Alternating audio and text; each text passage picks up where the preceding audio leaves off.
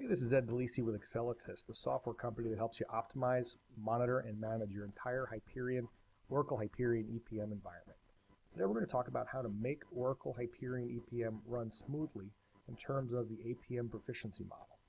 So the way we're going to do this is we'll begin by introducing Accelatis. Then we're going to talk about APM, which is Application Performance Management. We're going to tell you a definition. We're going to address the challenges that are inherent in APM. And then we're going to talk about the proficiency model and what you can do to overcome those challenges. So first off, Accelatis, we're a software solution. We're not a consulting company. The limit of our consulting is about the week it takes to put our software in place. So just to clarify that, we're a software company.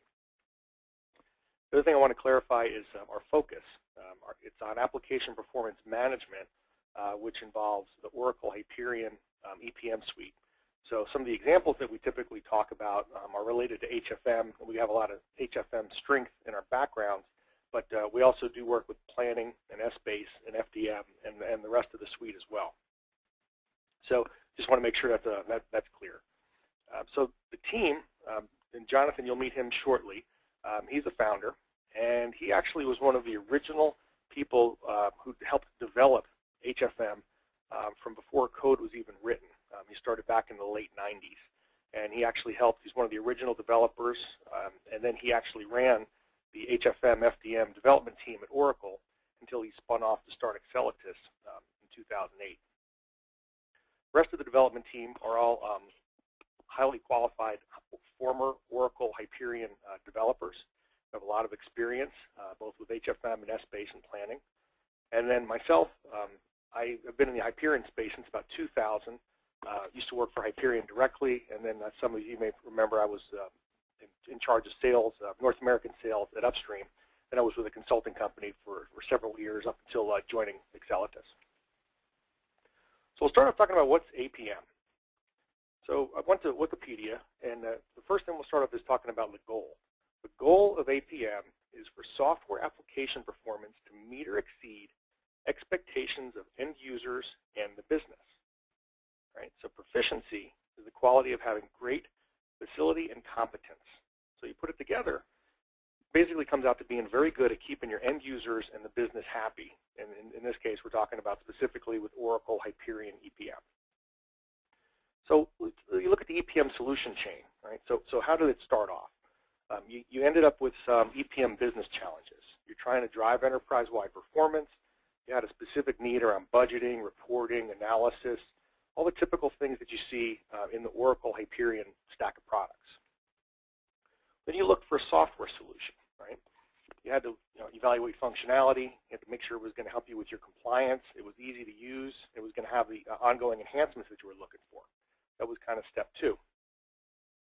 Step 3, you had to implement it, right? So you had to choose a consulting partner. You had to do a needs analysis, make sure it was designed properly, put together a project plan, get all your resources aligned, install it, build it, get everybody trained and tested, right? So now you got everything you need to have your EPM solution in place. Well, the last missing link is application performance management, right? Because this has to do with end user satisfaction, making sure that there's high availability and high performance. And this piece is ongoing, right? So it's a last link to take your car and you finance a car, you make the purchase, and that's the big base solution, kind of like your EPM. And then it's real small things like you're not going to get where you want to go. So even though you have the base solution in place, it's this action and acceptance of the system. So to continue with what Wikipedia was saying about APM, it's about monitoring and managing software applications for performance and availability.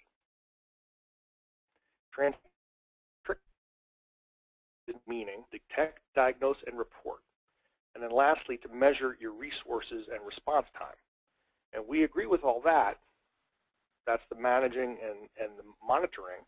But then from our standpoint, Accelatis, we say really the true application performance management is helping to resolve, simulate, optimize, and anticipate. And we're going to drill into that a little bit more.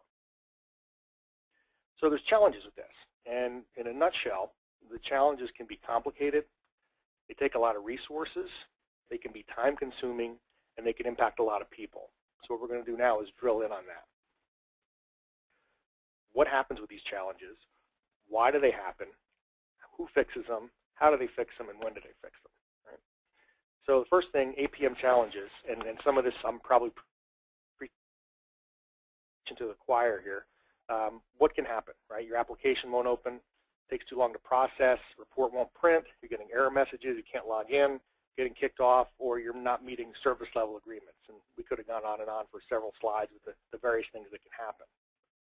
So why do all these things happen? What could possibly go wrong, right? Well, you have a pretty complicated configuration to make your EPM solution work, right? So your issues could be hardware related, could have to do with something in the network, could be some tuning related to the applications themselves, it could be around the configuration, could be something to do with your web servers, might have something to do with the end users, something that they're doing differently, changes that they made to the application. So there's a whole lot of places where things can go wrong. Who's responsible for fixing them? Right? Could be the Hyperion administrator, could be the database team, your network group, different levels of internal support. You might have to turn externally to Oracle Hyperion support, might have to call a consulting firm in. Could be your finance functional end users, the management team, might be an outsourced hardware support team. So the point is there's a lot of different people who might be responsible depending on the nature of the problem. And then how do you resolve them? Right? So you might start off with just an internal help desk ticket. Then you might have to take your existing monitoring tools and start using those. You have to have a conference call, figure out all the potentially related parties to see what the cause might be. Then put a plan together to figure out who's going to fix it, who owns it. Then you got to schedule resources, right? Who's available? When are they going to do it? Might have to go externally, file a support ticket with Oracle to extract log files, and then they may ask you to replicate the issue. And when do you fix these challenges, right? Most of the time, ASAP, right? Because production systems have to run continuously and consistently. But the key word here is possible, right? As soon as possible. What is possible? And that's going to depend on your diagnostic and management tools that are available. Right? How effective are they? Do you have access to them? The resources that are available. There's competing initiatives. Everybody's not just sitting there waiting for something to go wrong with your system. And then the coordination effort. Can I get the right people on the phone at the right time or doing the right things to test everything I need to see? And then lastly, the severity. Is this a high-profile deadline approaching? Am I in the middle of the close? What's the scope of the user impact? Is there a lot of people impacted? Is it just a handful? So really, at the end of the day, what's possible for some is impossible for others, right? So you can say ASAP, this has to be working in an hour. Well, just because you want it to work in an hour and everybody wants it to work in an hour, if you don't have the right tools and processes in place, that's not necessarily going to be possible. So those are the issues, and now we want to turn to what the proficiency model is. And we came up with this to help you identify where do you choose to operate from.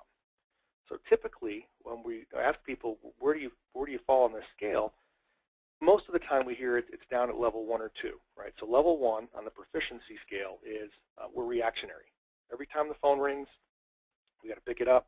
With a complaint, we got to pick up the phone and start calling for resources and figure out what's going on. What are we going to do to fix this? So there's really no standard monitoring in place or any standard procedures. And then you move up a little bit and you say, well, I have some basic monitoring. I can see what's going on in my system a little bit, but I'm still going to be reactionary in terms of how I'm going to react when issues come up. And where Accelatis comes into the picture is we get you over to level 3, which is procedural, on day 1, literally when we install the software. And this is where you're getting monitoring of the various components of your system and receiving alerts, getting some automation, you have resolution processes implemented, and you have SLA, service level agreement compliance. And then with a little bit more time, if you want to tweak your system and do a little more configuration, you can become proactive, right? So you can do repeat optimization. You have insight into your user activity. You're monitoring automation, automating, and you have continuous testing performed. And then lastly, when you become proficient, you're performing user simulations, load generation, you have benchmarking, and you're doing predictive alerting. And from an Accelatis client standpoint, that happens usually within a few weeks. Here's the elements of application performance management. We looked at this earlier when we talked about the definition. And the two that are agreed upon is, you manage. And the first thing you need to do is, be able to manage your configuration, retrieve your logs, be able to manage automations. And then you want to monitor. Right? So you want to see my user response, my user activity, my key performance indicators, and then my overall system health. And then you need to be able to resolve, right? I want to improve my mean time to recovery. How quickly can I address any issues that pop up? You want to be able to simulate user experience. We're talking about both activities and user volumes. And you want to optimize your applications and your infrastructure. And there's certain settings and such that need to be made to make sure that things are operating in optimal condition.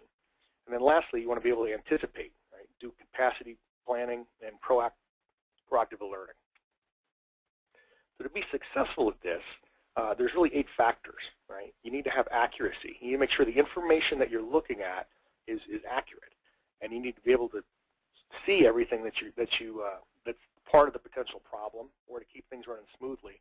And it needs to be complete. All the various elements need to all be in that one place, so you're not missing anything. You need the flexibility to see the things that are most important to you. You need to have predictability so you can anticipate what's going to be taking place. It needs to be efficient, right? This is something that you don't want to have to take a long time. A lot of these things can all be accomplished, but the problem is usually you don't have all the time in the world to get these things done. And you need consistency, so that you know when you go through a certain process that it's going to take place just as it did the last time, and you're not having to reinvent the wheel each time. And lastly, it needs to be timely, right? It needs to take place when you need it. So these are the success factors of application performance management proficiency. So lastly, before we get to the demo, one of the things we created is we created a document called the APM Proficiency Challenge. And I'll just switch to it real quick. What we have here, and I can send this to you if you just shoot me an email, these are the various elements that we just described. And what we have here is a place to ask you. There's 38 questions, and you can just put in a yes if it's applicable to you, or just leave it as is if it's not applicable. And it's going to give you a score, and it's going to help you figure out real quickly where are the various areas you have opportunities for improvement. The idea is for you to analyze yourself and do it and figure out where do you stand for yourself. However, if you want to complete one and email a copy back, we're going to do a drawing for a $100 Amazon gift card. So therefore, you can request a copy. What I'm going to do now is turn it over to Jonathan Berry to do the software demo. I'm going to change presenter here. And Jonathan, you have now got control. Great, thanks, Ed. And I'm just waiting for, here we go. Great, let me know if you can see my screen. Okay, great. So thanks, Ed, and thanks everyone for joining. So I'm going to take us through just a scenario of leveraging the Accelatis Ascension suite for helping to troubleshoot an issue. And this isn't going to be kind of a generic demo. We're going to focus on kind of one simple scenario. And the point of it is to kind of demonstrate how the Accelatis Ascension suite can be leveraged to gain insight into various aspects of your system. So as we go through looking at this particular situation, which everyone's experienced, we're going to blend both the process as well as the tool and show how the tool can provide information to assist with decision making. And it's going to show how things that would normally take hours or honestly potentially days if you were to go to that length can be done in the matter of just a couple of clicks of a button. So we're going to show the resources that are available to you. One thing I should mention is that we're on a live system, so nothing's a pre-cooked demo. So you'll see a lot of different things going on. We have some load generation running in the background just to actually have real things happening on the system. And as with any live system, there's always kind of the unexpected things that happens. And a few minutes before the webinar started, I was just going through some performance graphs, and I actually saw something that that really jumped out at me. So, and again, within probably 2 minutes of the webinar starting, I was actually able to kind of use the tool to troubleshoot what the issue was. So I'm kind of excited that that actually happened, although I wasn't expecting it. So as we go through, I'll actually show you what I saw and how I used the tool to help figure that one out.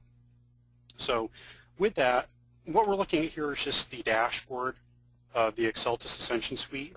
We're not going to really drill into any detail on this here other than to show a lot of the things that we'll do in the system could be represented here on this dashboard.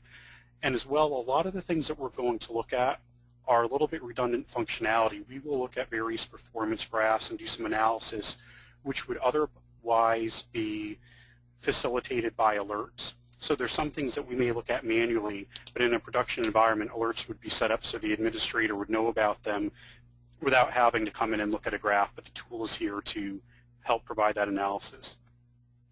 So just a very simple scenario we're going to look at. And again, this isn't a pre-cooked demo where there's some very specific answer to the problem. The point is to kind of show how we can use the tool to get information to help us do that decision making. But the type of scenario I'm looking at is just someone reporting that, let's say, a consolidation is running slowly. So an admin is trying to run a consolidation running really slowly. How do we go about trying to figure out what is going on in the system and what resources do we have available to us to help with that diagnosis? So I have kind of a little cheat sheet over here on the left, which is really more of it's kind of a guide to the process. So whenever an issue happens, and again, this is a very specific scenario of troubleshooting. It's one that we chose for this particular presentation, but in this case, we normally like to do a number of things. The very first thing we'd like to do is rule a bunch of things out, because performance issues are some of the most difficult things to track down because they could be caused by a host of different things, whether it's configuration issues, some activity on the system, maybe it's a software bug. I mean, there's really a great number of things that could cause it. So we'd like to rule certain things out before we even get started in the analysis. And then once we're okay to say, okay, we know that it's none of these things, let's start drilling in to see what could have caused it. And then at the very end, we'll talk briefly about some other tools that are available to us if we need to do further analysis. And some of these things may be things that you do all the time. Some of them, they may be things that you're aware of, but you don't do as they all should be somewhat familiar. So the very first thing, let's just go rule out a bunch of things that could be causing this issue. The first thing is configuration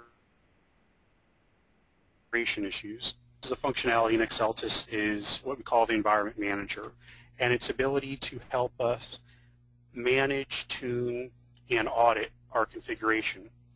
So in one place, we have information on the current configuration of our system. So we can just click on a server, and we can see all sorts of information about the product settings, the server settings, excuse me, particular tuning settings. We can even go in one place without having to remote desktop, and we can look at things such as the file system, and even drill down to things like the version. So something that looks like File Explorer, but we actually have version as a column. So great. So we could manually go and look for all of these things and validate that all of our file versions are all in sync, and that's all fine and good. But there's a number of other ways that the tool helps us rule this out immediately. The first is that we have something called a compliance report, which is a report that automatically goes in and validates that all of our servers are in sync. So if we have multiple S-based servers or multiple HFM servers, this report will go in and just ensure that all of our tuning settings, all of our installation files, that they all match. And something in my experience running the Hyperion team was that we would get involved in clients who had these very quirky performance issues that were intermittent and may only happen once every week or once every 2 weeks. And we would spend literally my entire team for a few days to a few weeks analyzing the configuration. And often what it came down to was a particular tuning setting that was only different on one of 5 or 6 servers, or a particular installation file that was different on one server. So the compliance report, I'm not going to go into too many details about it, but when you run the compliance report, it'll just come up with a list of things that are an exception that are different. In this case, this was one I ran a while ago, and it just said, well, on one server, we have allow task audit turned on the other server, it's turned off. So things like that. So it'll just point out if there's any differences. If that report comes up blank, then that's a good thing. Then that means that there's no differences. Now, even that is something that we don't need to run because we actually have an alert that can be set, which is effectively the compliance alert, so it'll run it in the background. So we can immediately rule out that our configuration has things like servers out of sync because we have an alert set up and we would have been notified if anything ever changed, we would have been notified that there was a problem. So again, that's something that you could do today manually. It'll take you a great deal of time, even if you're using RDA to get all that information out. You could do it manually in Accelatis, which will save you a lot of time. Or if you have the alert set up, you would have known about it already if there's a problem. So right away you can say, okay, we don't think it's a straight configuration issue. We know our servers are in sync, so they're all the same. The next thing we want to do is say, well, okay, so there's a problem with consolidation performance. Is it possible that any tuning settings have been made which could have affected it? So within Accelatis, we audit all configuration changes down to product tuning settings. So there's a fancy report that we can run, but what I'm going to do is I'm going to look at it in another way. I'm going to look at it in an ad hoc view. So this is what's called our activity analysis module, and this allows us to view all sorts of things that are going on in the system, everything from logs to user activity to KPIs and many other things. And we expose a log called product settings audit. And what this is going to do, this is going to show me if any changes have been made to my configuration in the last 2 hours. Okay. So in just a couple of clicks, I got a little report up here, and this is interactive. We could actually watch this in real time. But this is showing me that there were, in fact, 2 changes. And of course, these are things that I manually went into HFM and changed just so that we would have something to show. And in one case, it's this one setting that's not even used, so I happen to know that that's not of impact. But this other one, max num cubes and RAM, well, you know, anyone who's dealt with HFM for a long time knows that cubes and RAM go together and could very well affect performance issues. So I can highlight this little blip, and what I see was that a value was changed from 10,000 to 10,001. And again, we can get this in a formal report that shows us that this is the value before, this is the value after, who changed it, when it changed. This ad hoc screen just lets me very quickly drill in and take a look at it. And I can say, well, I can see that this value changed, but in this case, I would say that changing it from 10,000 to 10,001 probably has little or no effect on performance. So I can kind of rule out that configuration changes were an issue. Okay. We can also set an alert on this. So if we know that our configuration is buttoned down and we want to be notified if configuration ever changes, we can set an alert for that as well. So again, everything I'm doing here is kind of redundant. Okay.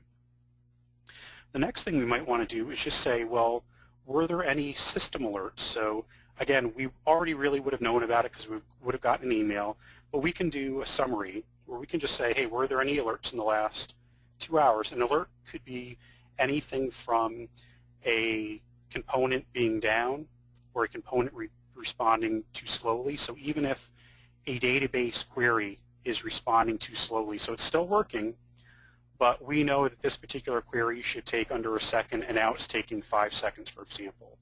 That is something that we can set up and throw an alert on. And in this case, we see that we have no alerts in the last 2 hours. Again, I could have kind of gone in and forced something to happen, and in this case I didn't, and there's just nothing's been triggered in the last 2 hours, so there's nothing obvious right now jumping out at us. The next thing we want to do is say, okay, well, configuration looks good. There's been no changes of relevance. There have been no obvious alerts in the system. So it doesn't look like anything is failing. So let's just go see what are the other things that could cause consolidation performance to change. So one thing would be is if anyone has made changes to rules, so someone goes in and makes a quick change. I have one example where a client of ours, someone went in and made a one-line change to a rules file, and performance went from 2 minutes, I think, to 20 minutes. Now, fortunately, they recognized it right away, and the person who found the problem was the person who made the rules change. But if there's multiple people handling rules, then someone might slip something in that that you're not aware of. So we have a module called Change Audit Tracking that tracks changes to all key things in the system, things like HFM rules, HFM metadata, provisioning, financial report definitions, we'll be adding things like S-base outline changes. So it's basically versioning. Here I can see my rules for this particular application, and I see the history of every time someone changed rules. Accelatis automatically detected that something was changed, and it took a snapshot of it. So we actually have a snapshot in time of every change that's ever happened in rules or metadata or provisioning and so on. And in this case, I actually manually went in and did a couple of loads to actually force some changes in the system. And I can see that at 10 a.m., which was about an hour and a half ago, a change was made, and it detected right away that there's actually two specific things changed in that rules file. So I can just double-click this, and it's going to show me actually what's different. And this is something that we could get a report on this at at the end of the month or the end of the quarter to show us the changes. In this case, we would be alerted to this. So whenever something in SOX changes, we would be alerted to it, and I can actually jump right over to this window right here. And because I was goofing with this earlier, you actually see that an alert was triggered. It's called SOX audit tracking, and it even shows me that it detected that rules changed. So again, something that we're manually investigating, we could have been alerted to this happening without us doing anything. So in this case, I actually went in and made a change to a rule where in the subcalculate function, I actually made it call out to a subfunction, which if this subfunction did anything of relevance or did anything time-consuming, this could absolutely cause a performance issue in consolidation. Because obviously this gets called for every point of view, so anything that gets added here needs to be done carefully, and this could definitely be a cause of a problem. So in this case, I'm able to see that, wow, an hour and a half ago a change was made, but it looks pretty innocuous. You know, a new subfunction was called, but the subfunction doesn't do anything. So in this case, although this could have been the source of a problem, I think we can safely move on and say, well, this is really not the cause of our consolidation issue. But it's good to know that without having to, do extracts or without having to go ask all the administrators if something changed or comb task audit logs, we know right away that, yes, there was a change, and this is what it is, so we can rule it out. Okay. So again, the value in troubleshooting a problem is that sometimes you may be quickly led to the source of the problem, but often you have to rule out a great deal of things, and those things, whether it's configuration or system changes, can take an immense amount of time to validate manually, which is why most times people just don't do it because they don't have the time. So there's value in just knowing that you don't have to worry about this whole aspect of the system. So we can very quickly now move into doing things that are a little more proactive. So here we showed quickly that we were able to look at an audit of what's changed configuration-wise. Okay, well that's useful, but now we actually want to do some more things. Let's go in and we want to pull system logs, and we want to see, so whether you're S-base pulling application logs or HFM pulling task audit and system messages, this is a very common thing to do. And manually, if you wanted to do this, you have to go to multiple places and multiple tools and maybe bring it out to Excel if you want to do analysis. But what we're going to do is right on top of the thing that we've already pulled, our product settings audit, I'm going to go pull HFM task audit and system messages, and I'll pull it for the same time range, the last 2 hours. Okay. Now within pretty much sub-second response, it went out and pulled back HFM task audit and HFM system messages. Now, if your preference is to work with this information in Excel, then by clicking over to grid view, all the logs that we pull, whether it's S-base, HFM, whether it's one of our custom logs or Windows event log, they all get put into the grid view, and then you can extract it or export it to Excel. So if that's your tool of choice, it's very easy to do that. The event view allows us to view logs in a timeline, and we can see that this is over the last couple hours, and every event is designated by a little bubble. And we can see that some events took longer times than others, so some are very quick, some things like these are consolidations. We can see that these were taking a few minutes each to run. And we can see that user activities in purple, information messages are in blue.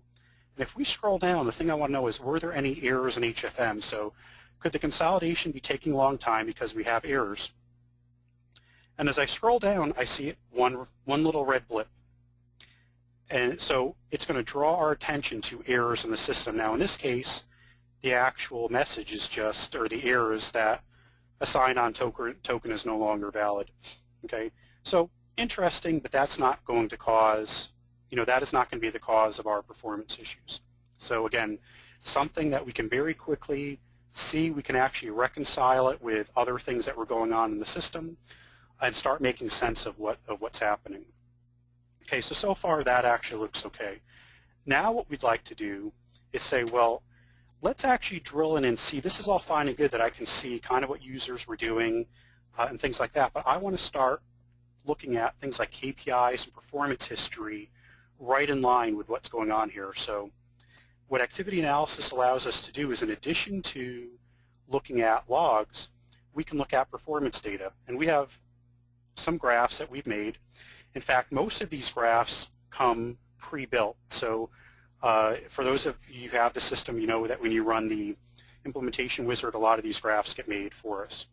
And we can do anything as simple as graphing the CPU. So this is a very simple KPI. And this is interesting because as we see all these little, we see the CPU jumping up to pretty high, up to almost 100%. And it looks like it's right in line with the consolidations that we're running. So here we can see consolidations that were taking some amount of time. And we can see that the CPU looks like it corresponds directly to that. So right away we know that the CPU is high enough that these consolidations might have been CPU bound, because otherwise, the CPU may not have been at 100%. So something interesting to look at. But what we can also do is we can graph not just simple things like KPIs, but we can graph all sorts of data. Here I have a graph that I've layered right on top of this of various HFM application metrics. And this is relevant to this because we're looking for a consolidation slowness problem. Let's see what's going on with our application. And this is the graph that I ran just before the webinar where something jumped out at me, and I really was kind of taken aback because I wasn't expecting it. And what we see here is, and these are standard things that you could run through Perfmon. What Accelatis does is allow you to set it up by application name. But we can look at everything from HFM session load to user load to things like virtual memory, thread count, handle count. And these are all things that if you contact Oracle support, they're going to ask you to set these things up in Perfmon and then send them the logs. Again, with Accelatis, you could just get it all here in one screen, the logs, the KPIs, and then blast it off to support. The thing that jumped out at me was this little blue line here at the bottom. And see how it starts to go up, up, up, and up? And right before the demo, you can see the time, right at around 10 minutes of 11, it was just climbing. And I was not expecting this. If I highlight the line, we can see, if you look at this value here, so this is our handles that are open. It kept going up, up, up to over 2,000. Okay, and this is something that traditionally is an indication of a leak in the system or some type of issue. So right away, I said, wow, I wasn't expecting this. We need to figure out what caused this. So, and I'll kind of come back to this a couple of times, but the next thing I want to do is just show that we can show other things in here as well. We can show not only KPIs, but we can show things like, we have KPIs in Accelatis for showing error log growth. So how fast are your error logs growing? Or even things like response time. So we run user simulations. And I have a graph showing user simulations over time. And there's a blip here because this is when I turn the image on.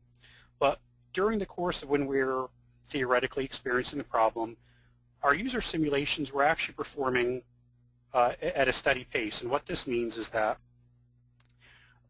there was no systemic problem, meaning consolidation was slow, but as we're running these simulations in the background, they were not affecting other systems. So this is a financial report simulation that we're running, and in this case, it looks like it was running pretty consistently during the time that we're that were supposedly experiencing the problem. So we can graph response times, we can graph KPIs, we can graph something else called consolidation benchmarks, and this is a very important one for here. So we actually have defined a set of consolidations as benchmark consolidations, and what that means is these will run in the background and we record the performance of these over time. And what we can see, again, I started up the image here so we have one blip, but if these are running consistently, we can see data samples over the last hour and a half that are pretty consistent, meaning that our benchmark consolidation did not experience any performance issues while the user was reporting a problem. So now what we've done is we've ruled out configuration. We've done some quick analysis on what some things that are going on in the system. We've kind of ruled out that this is a systemic problem. We've ruled out that there's any really component failures because we have not received alerts. So again, we're honing in on what the potential issue is, but along the way we're ruling out a lot of other things. And what that means is that your teams do not have to spend time analyzing things which aren't the issue. Okay. So again, we can look at a lot of things in line with this. So I'll go back to this graph.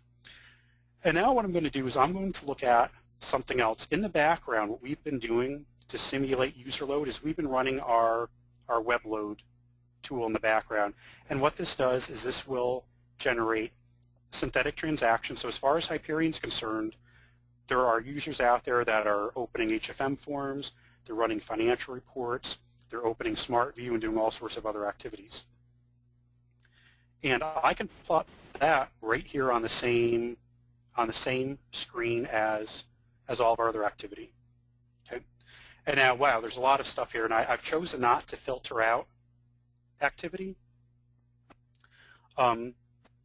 So there's a lot of things here, but what I can show you is over here on the left we can see the different types of activity. And I can see financial reports running.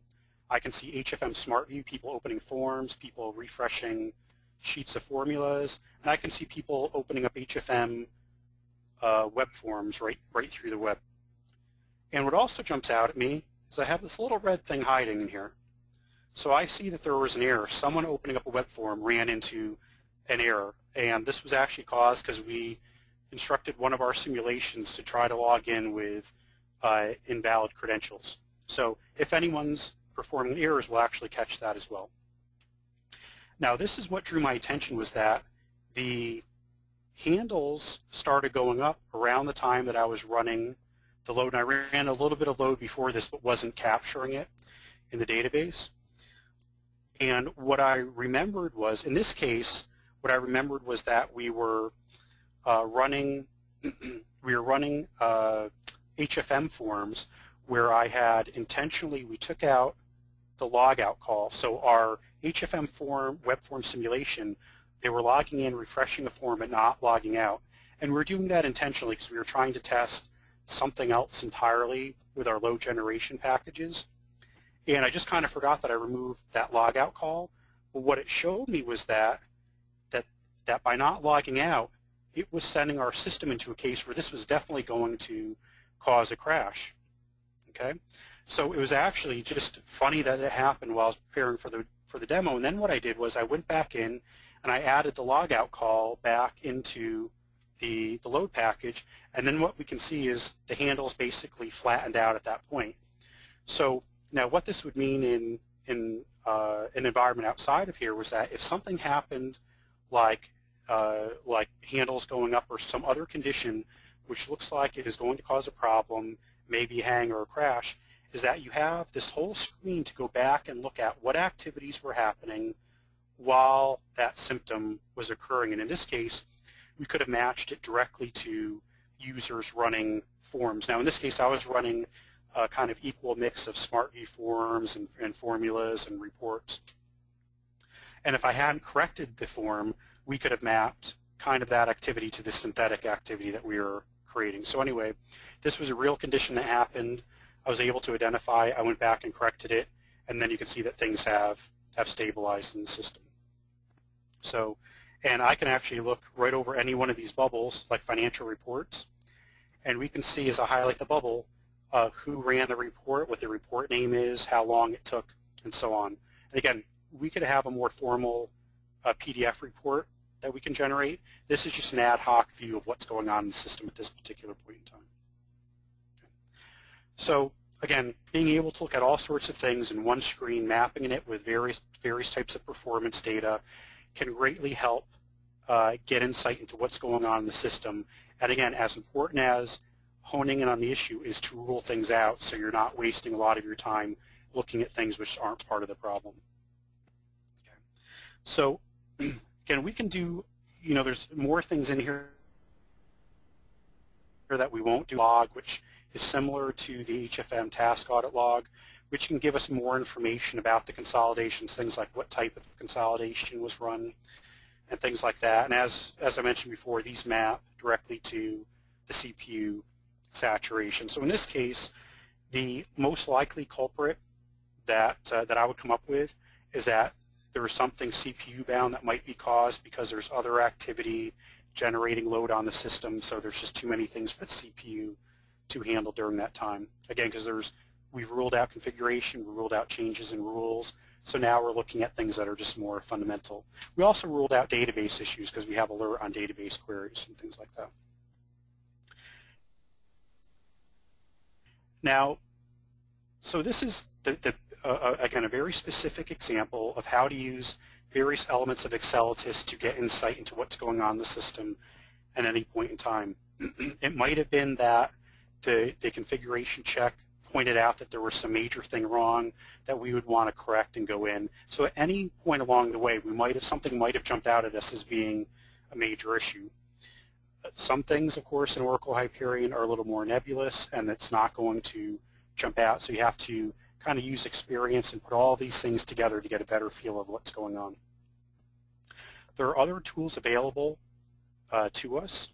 So again, especially with consolidation, something that could be useful is the rules profiler. So I have this labeled under further analysis as needed, because this is something that using the rules profiler would be useful to get a baseline of consolidation activity and actually how rules perform and then track it over time. So it's not something that we'll go into a lot of detail here, but I just want to show it as another tool in the set of tools available to us for tracking down performance differences and performance issues, is that the rules profile allows us to go in and look at how the breakdown of activity in the rules during a consolidation. And what we have here is we actually have the rules file that automatically get instrumented, and during the execution, time gets tracked of where the time is spent. So we can very quickly come into this tool and know that, okay, well, for this consolidation run, the vast majority of our time was spent in calculate. Okay, so we don't have to spend time analyzing other functions within our rules because we know it was all spent in calculate. But within calculate, calculate calls several custom functions. And we can come in and see that, okay, well, within calculate, there was some time, 66% of the time was spent in this one particular function, custom one, and almost no time was spent in some of these other functions. Well, actually, custom 2 spent some time as well. So we know that if we want to identify where the bottlenecks are in consolidation, that we should go focus on consolidation, this custom function 1 and 2, because this is where the time was spent. We can also break it down by entity and say, well, okay, we know that the time was spent in custom function 1 or 2, but was it spent on any particular entities? So that we can break it down to say that maybe we had some specific code or for specific translation functionality, or maybe for specific scenarios or for specific entities. But what we can see here is that if we're to look at all the time spent, we see that the majority of it was spent on these particular entities right here. So if there was any special logic, we know that we should focus on anything that could be affecting these particular entities. So again, this is going a little bit beyond a reactionary type troubleshooting process, but with this tool, we could totally break down the consolidation and know that our time was spent in consolidation on these particular functions, on these particular entities. So if we are going to spend our time either reactively or we know exactly where the time needs to be spent, and time spent in other places would be wasted because it's just not constituting anything appreciable in the consolidation. Now, in the case of this simulated problem that we're talking about today, having multiple baselines of rules profiling is useful because we could jump from one baseline to the next to see how they differ. And if we see that, well, 2 weeks ago our baseline showed that our time was being spent here, and then going forward we see that not only is the overall time 50% more, but we see that it's now getting spent in some other custom function. Well, we know to focus on that function because that is likely the difference between our consolidation times, that we should focus, on that area. Okay. And going beyond that, I really won't spend too much more time on. We have another tool called which identifies population of subcube data over time. So if we really find no other reason for consolidation being slower, meaning it's not configuration, it's not hardware, it's not other user activity, it might just be that our data population has changed, and perhaps over time more data has gotten loaded into the application that's causing the consolidation to be slower, or maybe rules has generated a bunch of zeros in the database. So we have the tool called the Subcube Analyzer, which again, this is a live system, so I don't have really pretty data to look at. But what this can do is this can show us over time how our data populations have changed. And for this app, I haven't really added any data over time, so it shows us that our data has been static. But this allows us to go in, and I actually have this automated, so this will run every day. So we'll take a snapshot every day, and what we see is that there just haven't been any changes. But this is something that could jump out at us that says, well, all of a sudden in May, there are 20,000 new records, and by the way, not only are there 20,000 new records, but data population changes as well as if there are zeros in the database. So you start out very tactical looking at configuration, then you focus on things like user activity and system KPIs, then you just kind of move beyond that to look at in-depth analysis of what rules are doing for consolidation, and then you can even look at data. So that's the value of the tool in a situation like this, is it can take us everything from static configuration to things that are happening at runtime to in-depth analysis of not only things like rules but things like data. So how are data changing could affect consolidation. So again, things that would normally could take weeks to do this rules profiling would take a tremendous amount of time to do manually. This is something that's done at the touch of a button. Everything you've seen are things that are done with just a few mouse clicks. So it really provides that that wealth of information to get down to the root of a problem. Okay. So let's see. So with that, again, we covered one scenario. There's a lot of other things that we could have covered if it was a different scenario, but in the interest of time, I think we'll leave it at that. So Ed, I don't have access to the webinar view, so if there's no questions, yeah, I'll hand it back to you. Okay, that sounds good. Okay, show my screen. Thanks, Jonathan. You see my screen now? Yes. Yes, we see. Okay, thanks. So just to wrap up, the topic today, we talked about application performance management proficiency, what it is, why it's important, some of the challenges related to it, how you can measure yourself, and then some tools and approaches to help you become proficient. So if you'd like, we're done with the presentation. You can reach out to me if you'd like to get those out shortly. If you'd like a link to the recording of this webinar, or if you'd like this, both. If you'd like us to do a demo for your team, or if you want to get our software, or if you have any other questions, just feel free to reach out to either of us. But I'll handle the administrative stuff on the on sending you the survey or the slides and such. So that's it. Look forward